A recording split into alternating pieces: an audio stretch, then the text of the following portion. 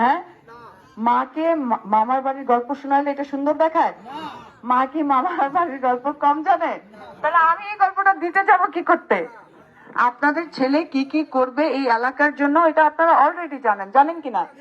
আর আপনারা তো আমার বলা উচিত ছিল যে এই মেম্বার, এই চেয়ারম্যান, তোমরা এগুলো কি করো, ওনারা কেন আনতেছো? এটা তো ওর পাস সেন্টার মানে বিপুল ভোটে, মানে আমার ছেলে ছাড়া এখানে কে পাস করবে?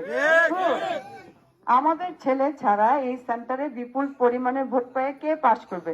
ওকে তো আনারই দরকার নাই। এক্স্যাক্টলি, ইনশাল্লাহ আমাকে না এখানে না দাঁড়া করা রাখছে। যেখানে আমার এলাকা না ওখানে আমি যাব, যেখানে আমার বাড়ি না ওখানে আমি যাব ভোট চাইতে, ভিক্ষা করতে যাব ওইখানে। আমি যেখানে রাজা সেখানে আমি ভিক্ষা করতে আসলে কেমন দেখায়? সবাই জানে আমি এখানে রাজা, তাহলে আমাকে ভোট দিবে?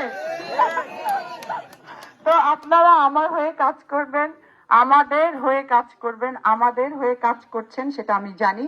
আর যারা একটু সন্দেহ আছে, বুঝছেন, এখানে আওয়াজ টাওয়াজ একটু কম হচ্ছিল, তো যে এলাকায় আওয়াজ টাওয়াজ কিন্তু একটু কম হয়, কেউ কিন্তু প্রচার প্রচারণা এত বেশি ইনভলভ না, এগুলো মনে হয় আওয়াজ টাওয়াজ শুনে বলছে একটা মিটিং তো আমাদের এখানেও করতে হবে, সবাইকে রং প্রুফ করতে হবে। কিন্তু সবাইকে রং প্রুফ করার কিছু নাই, কারণ এই এলাকার মানুষ, আমার বাড়ির মানুষ সবাই 12 তারিখের জন্য অপেক্ষা করছে যে তার ছেলেকে কখন তারা ভোট দিবে।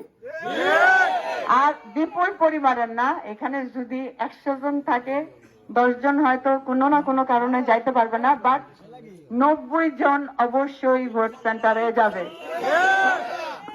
তো আমার ছেলের ভোট, আমাদের ছেলের ভোট এখান থেকে বিপুল পরিমাণে আসার কথা, এটা আমি জানি। তারপর আমি আসছি দোয়া চাইতে। আপনারা আপনাদের ছেলের জন্য অন্য সেন্টারের জন্য দোয়া চাইবেন, এই সেন্টারের জন্য দোয়া চাওয়ার কিছু নাই। তো আপনারা অন্য সেন্টারে দোয়া চাইবেন যাতে বিপুল পরিমাণের ভোট পড়ে আর সবাই যাতে ভোট কাজ করতে যায়, এই দোয়াগুলো আপনারা করবেন, করবেন কিনা? ঠিক আছে, ধন্যবাদ আপনাদের সবাইকে।